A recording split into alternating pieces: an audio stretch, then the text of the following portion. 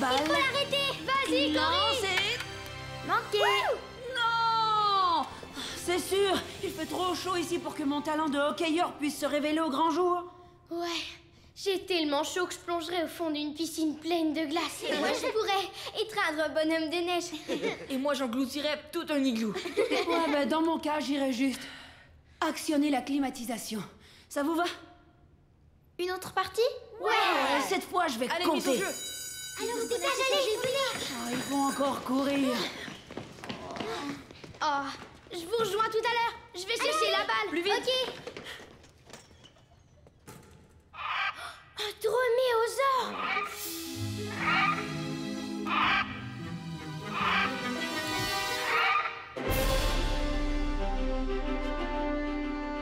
Dinodan.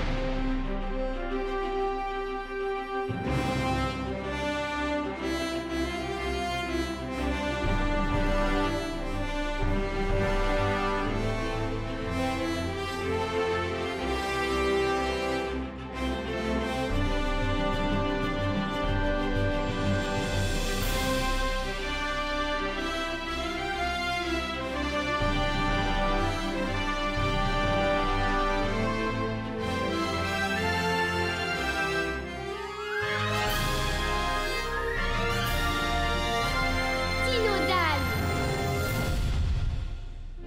Il lance et rugit.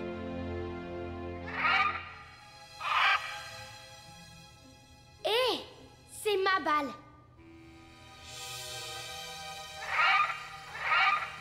Ok, droméosaure. Voyons voir qui aura la balle le premier. À vos marques. Tu y es. Go!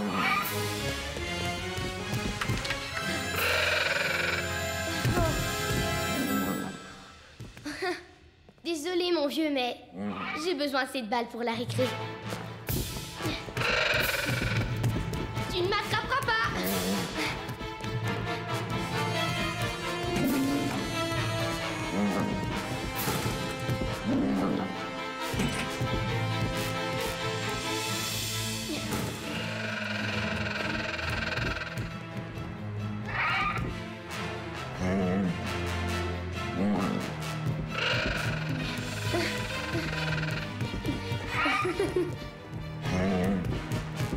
Il doit vraiment vouloir cette balle.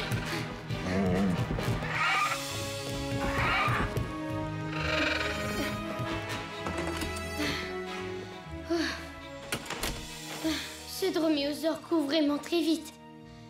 Il veut vraiment la voir, cette balle. Oh oh. Dan, as-tu encore oublié de changer tes vêtements de sport? Ouais. Ok, va te changer.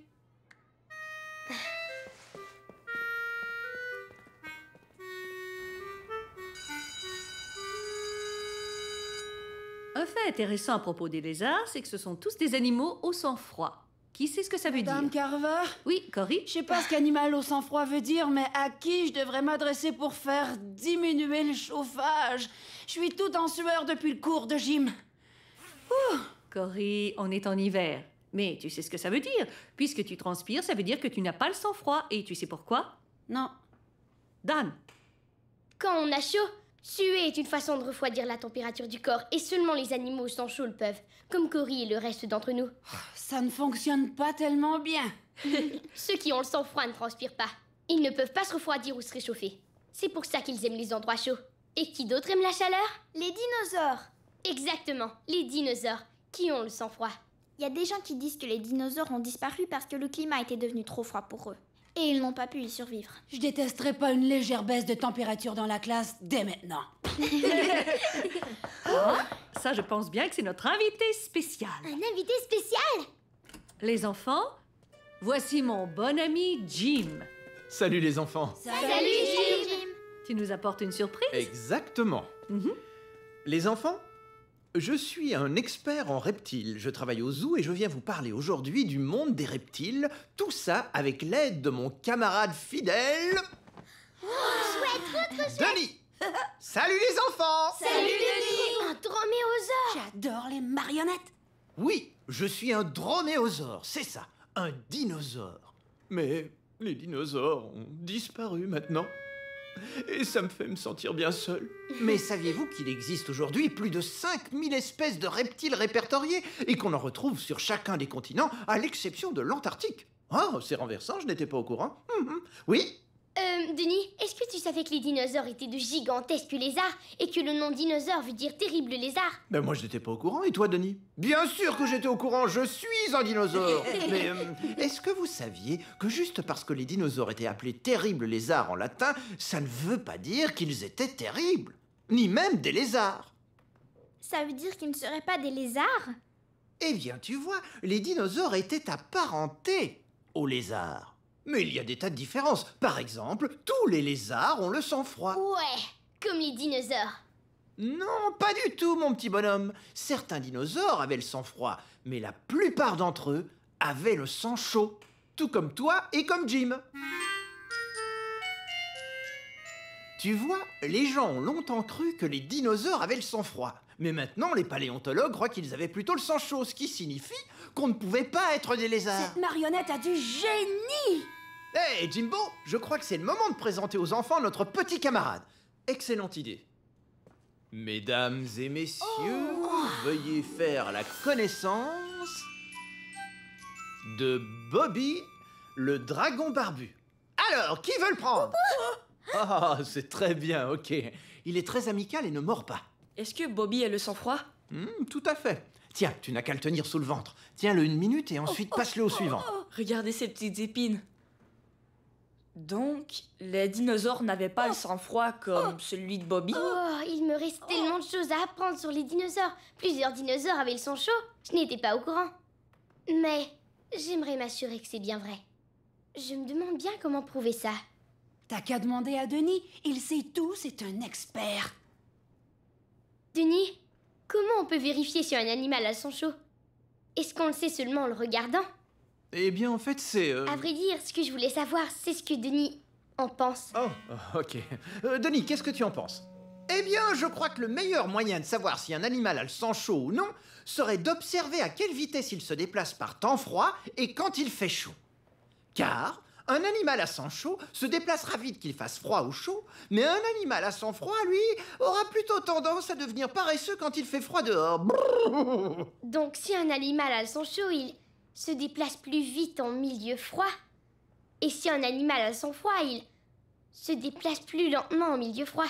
Exactement, tu es vraiment brillant. Donc, si un dinosaure a le sang chaud, il va bouger vite qu'il fasse froid ou chaud, c'est bien ça? Un dinosaure? Tu veux dire comme moi? Exact, oui. Dan est fou des dinosaures. Eh bien, j'imagine que oui, ta supposition est juste. Cool. Il ne me reste plus qu'à vérifier si certains dinosaures avaient le sang chaud. Ok les enfants, si on applaudissait Jim bien fort. Merci. Et on applaudit bien fort Denis! Denis! Merci infiniment. Et j'espère que vous en savez plus sur moi et mon petit camarade. Et en parlant de petit camarade, quelqu'un a vu Bobby le dragon barbu? Qui est le plus mignon des petits dragons barbus? C'est toi, je te dévorerai tout rang. Mais non, voyons.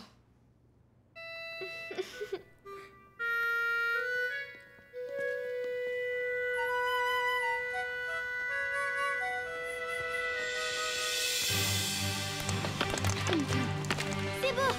Vas-y, Angie. Lance. Ouais. Et compte. Ouais. Quel lancer. Tout en douceur. T'as fait Ouais, ça merci. comme une pro. Bon lancer, mais... Pourrais-tu le refaire? Ok. Non, pas là. J'ai froid en gel aujourd'hui. Au fond, il fait bien trop froid aujourd'hui pour que mon talent de hockeyeur puisse se révéler au grand jour. Alors maintenant tu as froid. Ouais, ma mère dit que je suis plutôt sensible à la température.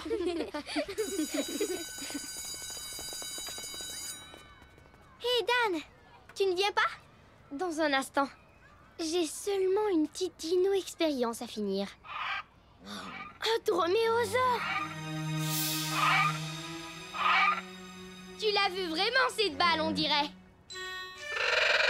Ouais, ça va être parfait. Je vais pouvoir voir si tu as le son chaud. Rapide si c'est vrai, et lentement si c'est faux. Tu es prêt? Allez! Va chercher la balle! le sang chaud. Oh oh. Tu vas bien? Désolé, mon vieux. Ça alors? C'est comme Denis et Jim disaient. Certains dinosaures avaient vraiment le sang chaud. Faudra ajouter ça à mon rapport de terrain. Mais une seconde. Je me demande quels sont les autres dinosaures qui avaient le sang chaud.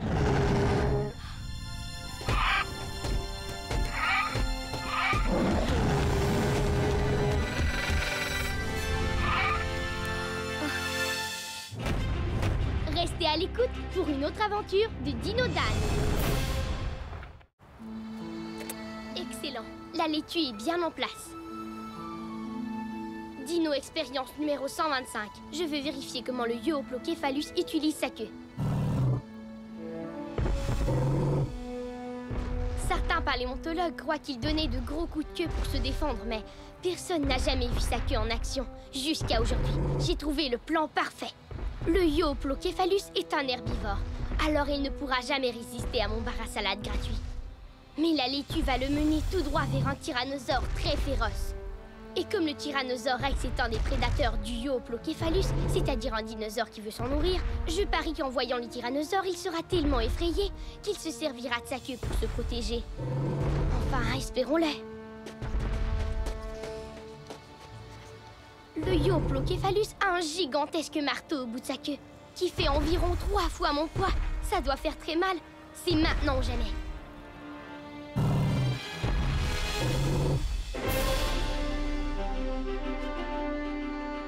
Dino Dan.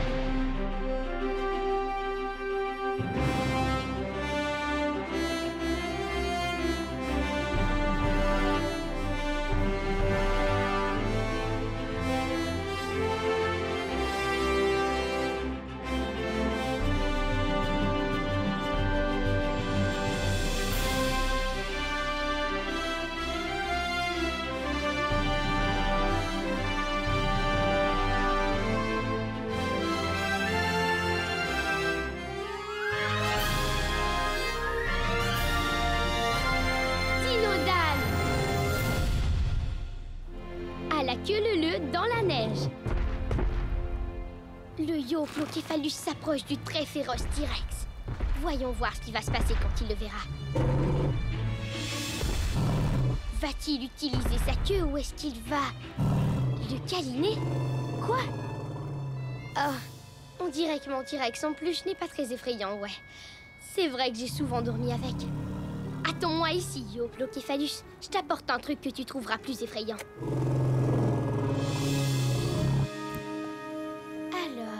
Qu'est-ce qui m'effraierait, moi, si j'étais un Euoplocéphalus? Une voiture téléguidée?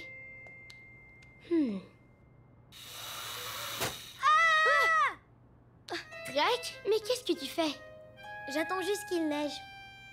Je l'ai pas vu tomber hier soir parce que j'étais endormie et j'ai tellement hâte.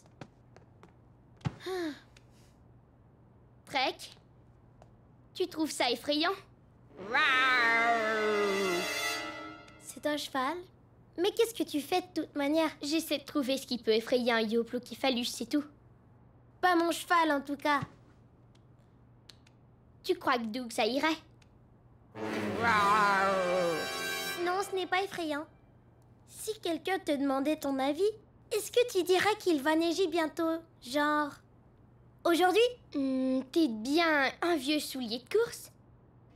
Sa puce n'est pas effrayant. Hey, c'est ma chaussure. J'arrive de la cour, j'ai fini la patinoire et si on allait patiner? Yeah! Tu crois qu'il va neiger pendant qu'on va patiner? C'est sérieux? Maman, je peux pas y aller en ce moment. Je suis au beau milieu d'une importante dino-expérience. Et c'est quoi? Faire encore plus de dégâts que d'habitude dans mon salon? C'est salissant parfois, la science. Ouais, j'en connais un bout là-dessus. Ok, si on allait mettre nos patins. C'est l'heure de s'amuser en famille. Je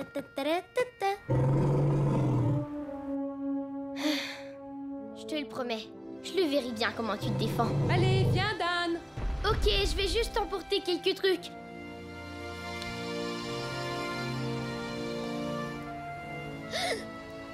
Tu as senti ça?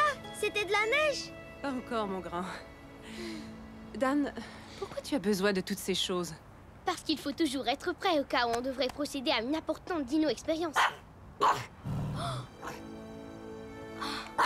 Même quand on patine? Ouais, une dino-expérience peut arriver n'importe où. La dino-expérience numéro 125 est une expérience sur le Yoploképhalus. Le Yoplokef? Yoploképhalus. Je veux vérifier s'il se servait du bout de sa queue pour se défendre.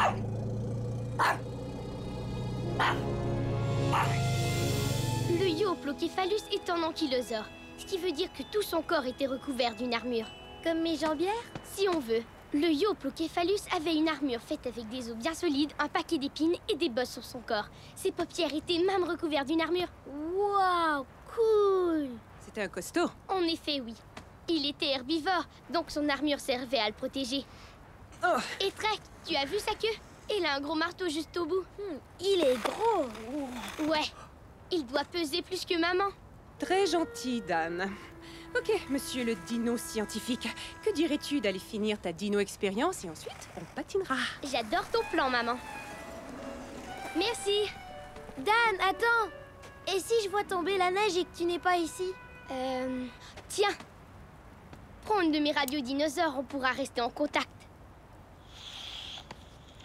Si tu vois qu'il neige, appelle-moi. Dan, terminé 10-4.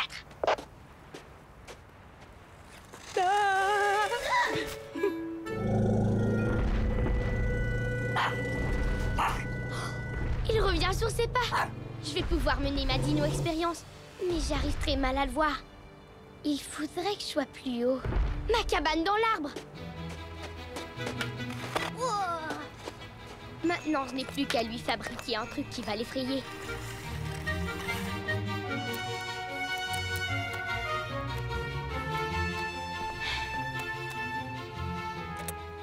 Dino expérience numéro 125. Deuxième tentative de voir le Yoploképhalus se servir de sa queue. Si ce T-Rex n'arrive pas à l'effrayer, rien n'y arrivera. Il est terrifiant et il bouge en plus. Maintenant, à mon poste d'observation. Fais très attention en grimpant, Dan! D'accord. Désolé, Doug. Tu attends sagement en bas.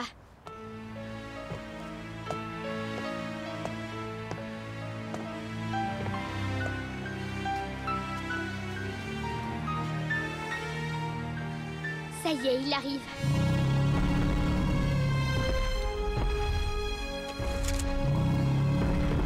Il s'approche.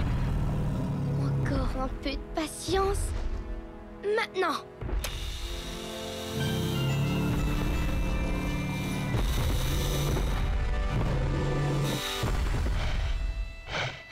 Manqué. Les Yoploképhalus ne se laissent effrayer par rien. Dites bien que c'est à cause de leur grosse armure. Trek, appelle Dan! Trek, appelle Dan! Tu as vu tomber de la neige de ton côté? Ma radio dinosaure a fait peur au Yoploképhalus. Et ça me donne une nouvelle idée. Trek, appelle Dan! Trek, appelle Dan! Dan à l'écoute. Quoi de neuf? Hé Dan! Je crois que j'ai vu un flocon de neige! Toi, est-ce que tu en as vu de ton côté? Rien de ce côté, Trek. Désolé, mais tu viens de me donner une bonne idée. Je vous rejoins sur la patinoire. Hé, Trek! J'ai besoin de mon autre radio dinosaure. Pourquoi les deux en même temps? Parce que tu m'as donné une bonne idée. Ah oui? Je te jure, quand le Yoploképhalus t'a entendu dans la radio dinosaure, tu as hurlé si fort que ça l'a effrayé. C'est juré? C'est juré. Alors je vais me servir de cette radio pour l'effrayer et le forcer à utiliser sa queue. Merci pour cette idée, Trek. Ben, y a pas de quoi? Maintenant, veux-tu m'aider à traverser? Pas de problème. Merci. Oh. Fais bien attention. Ok, restez là où je peux vous voir et le Yoploflagus. Yoploképhalus. D'accord. Merci, Trek.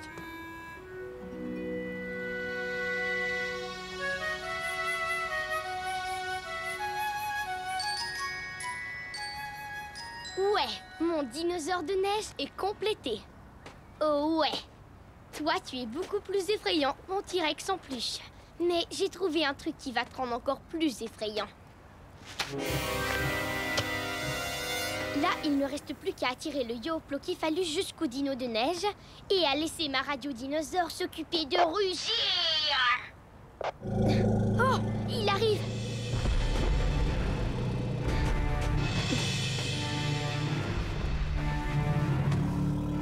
Ok, vérifions une bonne fois pour toutes comment le Yoplocéphalus se sert de sa queue. S'il se sert de sa queue pour se défendre, lorsqu'il sera effrayé, il donnera un coup sur le dinosaure de neige. C'est maintenant ou jamais.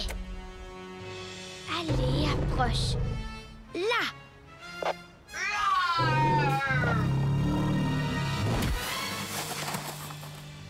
Waouh! J'avais raison! Le Yoplocéphalus se servait de sa queue marteau pour se défendre. Il la lançait sur ses prédateurs. Dino expérience numéro 125, concluante. Waouh! Trek aurait adoré voir ça. Ok, Trek, j'ai une belle surprise pour toi. Tu tiens ça, tu fermes les yeux et tu attends mes instructions. Ok, d'accord. Parfait, juste attends. Ok, Trek, à vos marques. Prêt? Go! Rugis dans la radio dinosaure. Trek, ouvre les yeux. Il neige enfin! Il neige! Ouais! Youpi!